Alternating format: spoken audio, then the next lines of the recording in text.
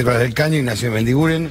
A los dos les pregunto, ¿cómo se va a bajar la inflación si aumentan la nafta, las tarifas? Es muy difícil. Creo igual, digo, por lo que vos señalabas, acá hay un tema fundamental que a la inflación, los aumentos en las naftas, los tarifazos, los alimentos, lo que tenemos al mismo tiempo es una pérdida del poder adquisitivo del salario de los trabajadores y un gobierno que dice que va a poner un techo del 15%, ya está negociando con varios sectores de las cúpulas sindicales aliadas. Con los gordos. Con los gordos está negociando esto, cuando todos los economistas coinciden que la inflación va a ser alrededor del 20%, ya hay un 24, consenso. dicen muchos. Mínimo 20%, dicen, ¿no? Entonces, si pensamos lo que ya se perdió, un promedio del salario en los últimos 2 años de 7, 8%, ni hablar los sectores de trabajadores que cobran salarios más bajos, que es mayor la pérdida que hubo en los últimos 2 años, bueno, efectivamente el gobierno quiere que esta situación la sigan pagando los trabajadores y los sectores populares. Lo vimos con la ley de robo a los jubilados.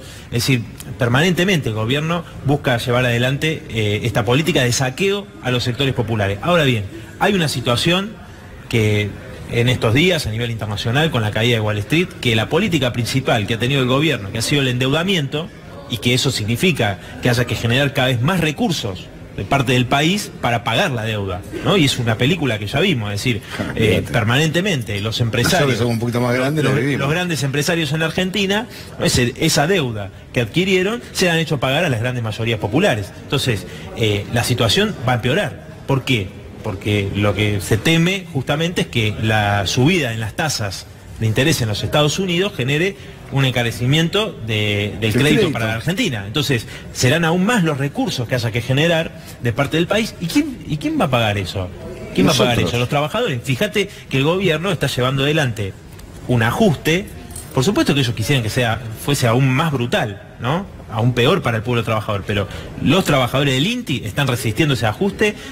250 compañeros despedidos, los trabajadores de FANASUL, los trabajadores del Hospital Posadas. O sea, se ataca a la salud pública. Es decir, que ahí los recursos que tienen para pagar la deuda los van a sacar despidiendo trabajadores, destruyendo aún más la educación y la salud pública. Ahora, ¿por qué se repite? Bueno, mirá. Pues yo la vi en Martínez de Oz, después la vi en la década de 90. Mira, hoy estuve en la comisión bicameral que discutió, más que discutió, digamos, terminó aprobando con esta maniobra que hizo el gobierno, el mega DNU, ¿no? Que también avanza en ajuste contra el pueblo trabajador, un mega DNU que el mismo gobierno, ¿no? venía siendo el que se planteaba como defensor de la República y cuestionaba al gobierno anterior por esto, y hoy se trató este mega DNU. Lo que hizo primero el oficialismo fue decir que iba a presentar 3 leyes que van a contemplar gran parte del contenido de este mega DNU, reconociendo que en realidad no había ni ninguna necesidad ni ninguna urgencia y que es nuevamente sobrepasar al Congreso, ¿no? ¿Qué quiere decir? Te quiero decir que en diciembre, el 14 y 18 de diciembre, hace muy poco, ni siquiera 2 meses, el gobierno recibió un cachetazo.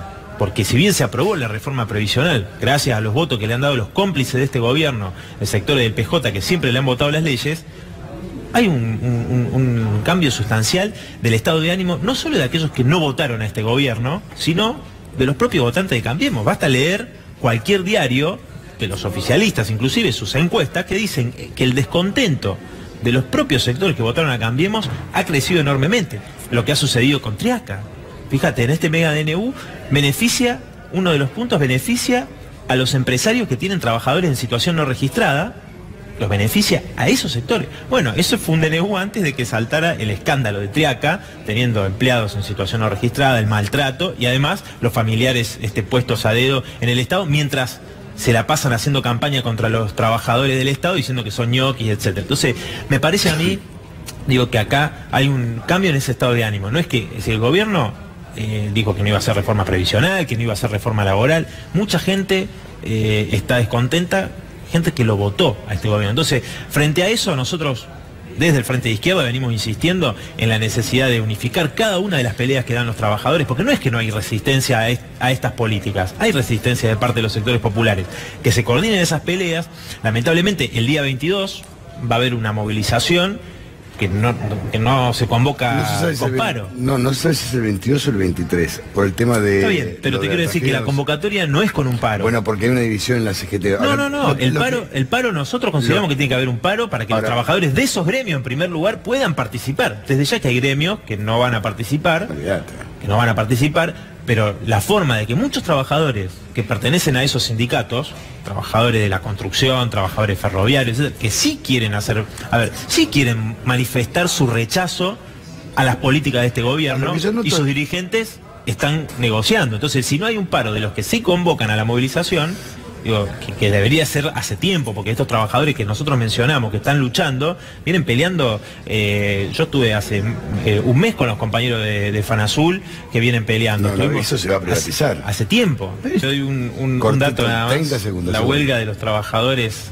alemanes metalúrgicos consiguió reducir la jornada laboral y aumentar el salario. O sea, acá el problema es que con un sistema social que está basado en la ganancia de cada vez menos un pequeño puñado de grandes empresarios, por supuesto que siempre va a estar peor las grandes mayorías. Eso te demuestra que hay una perspectiva de que el conjunto de los recursos, de la tecnología, etcétera, está al servicio de las grandes mayorías, y bueno, esa es la apuesta nuestra desde el Frente de Izquierda.